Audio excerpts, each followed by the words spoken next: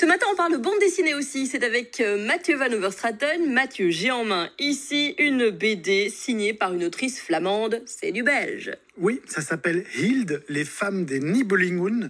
Et en fait, c'est effectivement la parution en français d'une bande dessinée signée par l'autrice flamande Veerle Hildebrand. Et alors, Veerle Hildebrand, c'est une passionnée de dessin. Elle a étudié le graphisme, la narration graphique, mais elle a une double carrière, puisqu'à côté de sa carrière de graphiste et d'illustratrice, elle tient aussi un magasin de vêtements de seconde main à Malines. Donc, si vous voulez aller lui faire un petit coucou, vous pouvez.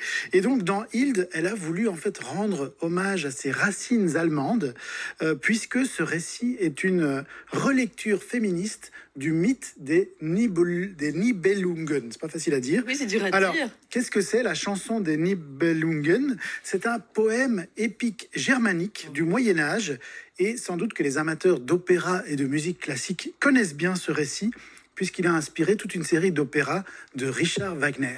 Très sympa, elle raconte quoi du coup l'histoire de Hilde? Mais dans Hilde, en fait, Veerle Hildebrand, elle revisite la légende en mettant en lumière les héroïnes négligées de cette saga. Donc jusqu'à présent, on s'est beaucoup concentré sur les hommes, comme souvent.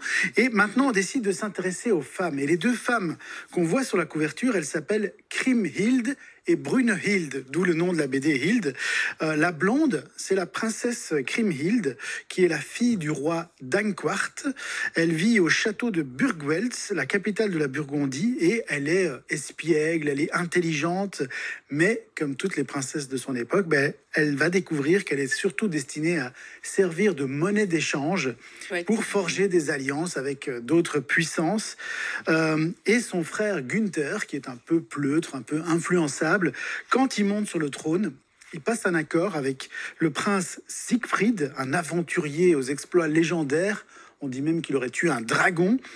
Et cet accord, il va faire le malheur commun de Kriemhild et de Brunhild, parce que, en fait, si Siegfried parvient à aider le roi Günther, donc le frère de Kriemhild, à conquérir Brunhild, qui est la reine d'Islande, lui aura droit à son tour d'épouser la princesse Kriemhild. Donc en fait, ils se répartissent un petit peu les femmes, là, les princesses, les reines. Et ça paraît pourtant pas gagné d'avance, parce que Brunhild, qui est la brune qu'on voit sur la couverture, elle est assez peu portée sur les hommes. Elle a les cheveux noirs, là. Elle a l'habitude de trancher la tête de ses soupirants malheureux. Okay. Donc ça va pas être facile de conquérir son cœur. J'imagine. Alors c'est vrai qu'on a tourné 2-3 pages, hein. On voit les couleurs, elles sont assez vives. Et pourtant, c'est un récit qui est sombre. Oui, c'est un récit sombre, c'est un récit violent. Mais heureusement, vous le disiez, il y a le dessin, il y a les couleurs éclatantes de cette BD qui contrastent avec la noirceur du récit, parce que l'autrice, elle a voulu opter pour un style de dessin qui contribuait à rendre la brutalité un peu moins brutale, on va dire. Et elle a également opté pour des scènes plutôt courtes, en essayant de travailler avec des couleurs et des dialogues, plutôt qu'avec des dessins trop explicites, notamment sur les gens qui se font couper la tête. C'est clair, c'est clair. Mais à qui elle va plaire alors, cette BD ? Je pense qu'elle va plaire aux amateurs d'histoire, peut-être aux amateurs des opéras de Wagner, mais aussi aux lecteurs sensibles aux thématiques féministes, puisqu'en fait, Veerle Hildebrand, elle parvient à moderniser ce drame épique simplement en redonnant en fait une voix aux personnages féminins. Elle n'invente rien, elle utilise simplement davantage les personnages féminins.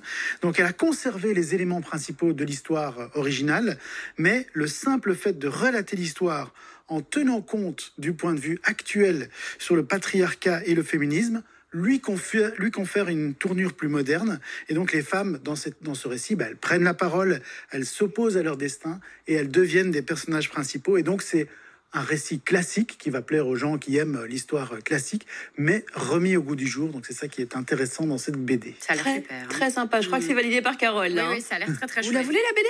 Oui, je veux bien. Vous pouvez pas jouer. Non, on la réserve ce matin à nos téléspectateurs qui se sont levés tôt pour nous suivre et qui nous suivent régulièrement. C'est très bien, des chroniques de Mathieu. Oui, c'est vrai. Alors Hilde, c'est pour vous ce matin, c'est cadeau, c'est offert par les éditions Anspach. Vous souhaitez la BD ? Oui, vous la souhaitez.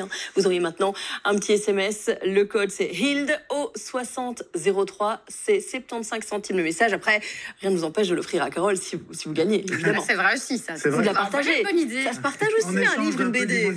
Oui. Voilà. On fait du troc dans cette émission. C'est du win-win. Exactement. Donc allez-y, je vous la conseille évidemment. Elle est vraiment très sympa cette BD. Et puis tout à l'heure, petit plongeon dans l'époque médiévale. Oui, on reste dans le Moyen-Âge avec le royaume, mais beaucoup plus drôle.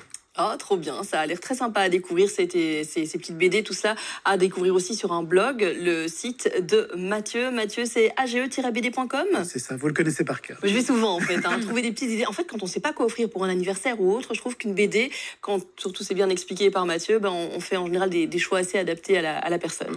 Donc merci Mathieu pour ces petits conseils. Plaisir. À voir sur Ovio aussi, comme ça on ne fâche personne.